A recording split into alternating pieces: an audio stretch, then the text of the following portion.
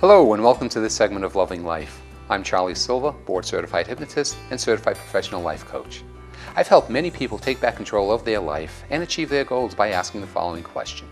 Loving life, are you loving yours? If so, wonderful. If not, why not? If there's something that's stopping you from loving your life, what is it? And let's find ways to overcome it. If you missed any previous segments of Loving Life, you can watch them online at the MTN18 website, mtn18.com. Now, a recent article caught my eye because it deals with emotions and how those emotions make your body feel. The title of the article is Mapping How Emotions Manifest in the Body, and it was written by Olga Kazan. Olga is an associate editor at The Atlantic, where she covers health. The entire article can be found at www.theatlantic.com.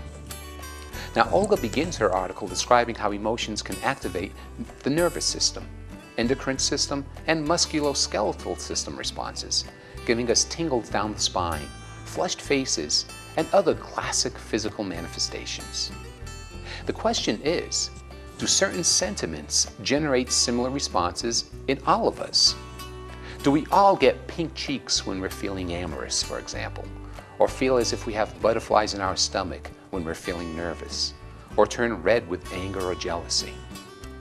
Well, a new study by Finnish researchers, published recently in the Proceedings of the National Academies of Sciences, suggests that our emotions do indeed tend to influence our physical bodies in consistent ways. Across 5 experiments, 701 participants were shown 2 silhouettes of bodies alongside stimulus-producing emotional words, stories, or movies. Now, after watching the movies or reading the stories or words, the participants were asked to color in the areas of the body on the 2 silhouettes in various colors when sensations became stronger or when they felt weaker sensations. The mapping exercise produced what you might expect: an angry hothead, a happy person lighting up all the way through their fingers and toes, a depressed silhouette that was literally blue, meaning they felt little sensation in their limbs. Almost all of the emotions the participants felt generated changes in the head area, suggesting smiling, frowning, or skin temperature changes, while feelings like joy and anger saw more coloring in the limbs, perhaps because you're ready to hug or punch the person causing you to experience those emotions.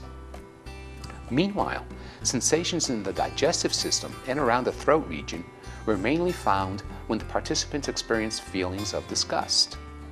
It's worth noting that the bodily sensations weren't blood flow, heat, or anything else that could be measured objectively. The sensations were based solely on physical twinges the participants said they experienced. The correlations between the subjects' different body maps were strong for each of the different stimuli, words, stories, and movies. Speakers of Taiwanese, Finnish, and Swedish drew similar body maps, suggesting that the sensations are not limited to a given language. So what are we to take away from the experiments? The researchers note that, measured physiologically, most feelings only cause a minor change in heart rate or skin temperature. Instead, the results likely reveal subjective perceptions about the impact of our mental and emotional states on the body, a combination of muscle and visceral reactions and nervous system responses that we can't easily differentiate. Feeling jealous may not truly make us red in the face, for example, but we certainly might feel like it does. So let's take a closer look at jealousy, because it's one of the most powerful negative emotions a person can feel. Jealousy can lead to so many other negative emotions, including anger, hurt, frustration. Most of us deal with jealousy in some form, and when it comes up, it's never pretty. It's rarely ever just a feeling that makes us red in the face. It might be jealousy when your girlfriend seems interested in someone else, or when one of your best friends becomes close with someone else, or when your parents give a lot of attention to your sibling, or when other people are having more fun than you. Regardless of the reason, our physical reactions, as noted by the research studies, are not very pleasant. So why do we get jealous? What harm does it do to us? How do we overcome it? Well, jealousy is simply an emotional reaction to a past event. usually an event that caused us to feel wounded in some way. It gets triggered when something in the present reminds us of what hurt us in the past. We may fear abandonment. For example, our parents get divorced, our spouse cheats on us, our best friend leaves us. And so, because this hurts us so much, we remember it in our hearts, and it becomes incredibly difficult to forget it. It becomes a part of us, this wound, this fear. It surfaces at times when it's not helpful. It starts to control us. And so this wound becomes a controlling factor in our lives, and we typically become the worst version of ourselves that we can be. Jealousy happens without us realizing that it's happening. So in order to not let it consume us, we have to see it. Recognize when you're jealous. Don't look away.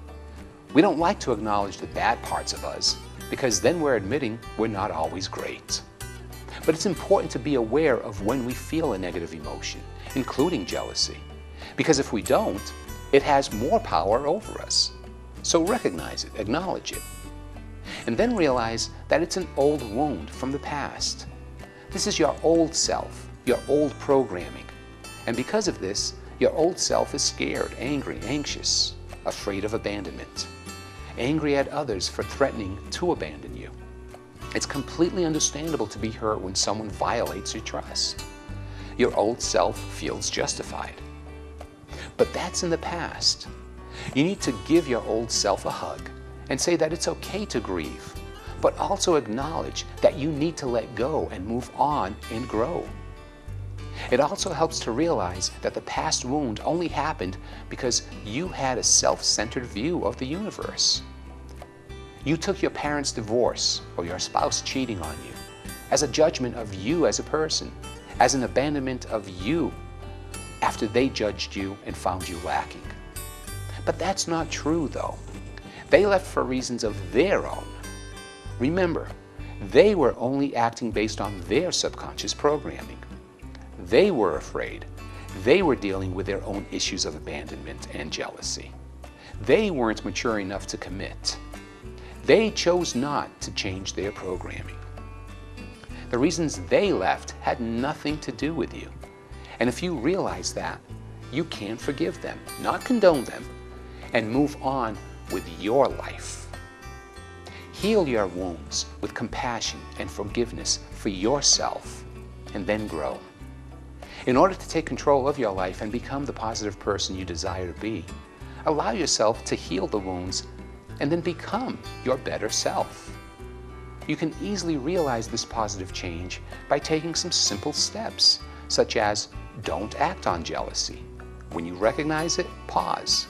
Watch the fear and the urges to act jealousy, and then just sit and watch it. Don't let jealousy rule your reactions. Take some time away from the action if needed. Another step is to simply imagine your better self. What's the person you desire to be?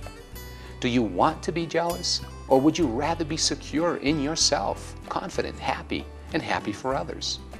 So imagine this better self, then act consistently with that better self. And relieve your suffering. When you act in jealousy, it hurts others, it hurts you. This doesn't feel good. Learn to see the suffering you're causing in others, and more importantly, in yourself. And realize that's not how you want to live. This suffering is entirely caused by acting out of fear. Instead, act compassionately, with compassion for others as well as yourself, by choosing to let the fear go. Another step is to let go of your attachment to the past hurt. By holding on to a past hurt, you're hurting your current self. Learn to let go. Practice letting go. It gets easier as you practice. And finally, be less self-centered. When we're jealous, we think the world revolves around us. We have thoughts such as, my friend shouldn't be getting so close to that person. Doesn't she know that I'm more important? Or my spouse shouldn't have fun without me. Don't they know that I'm the only one they should care about and have fun with? No one should go on amazing trips and go to fun parties without including me, and so on. Of course, the world doesn't revolve around you or me. And so once we remove ourselves from the center of everything, we can expand our heart to include everyone, not just us. Be truly happy for others. Realize that they have their own pain and fear and anger and jealousy too. Jealousy isn't usually something you can just get rid of immediately, like an old coat you don't want anymore. It's typically a part of your programming that needs changing, like a wound that needs healing, a hurt that needs compassion. Moving beyond jealousy is a set of skills you need to learn with practice. So next time you're feeling red with jealousy, allow yourself to be aware of the impact the feeling is having on you, physically and emotionally. Realize that you can choose to take control and stay positive. And as you know, hypnosis is a wonderful tool to help you become the person you truly desire to be. Now be sure to check my website for upcoming Take Back Control of Your Life workshops. The workshops are free of charge. If you have goals you'd like to achieve but have been unable to do so, attending one of my workshops may be all you need to take back control of your life. Well, I'm sure I've given you some things, positive things, to think about. Send any questions or comments you have to me at charlie@mtn18.com, and I'll answer them in future segments of Loving Life. I'm Charlie Silva, and I'm asking you, loving life, are you loving yours? If so, wonderful. If not, why not? If there's something that is stopping you from loving your life, what is it? And let's find ways to overcome it. Always remember that you are awesome. Have a wonderful day filled with love and gratitude.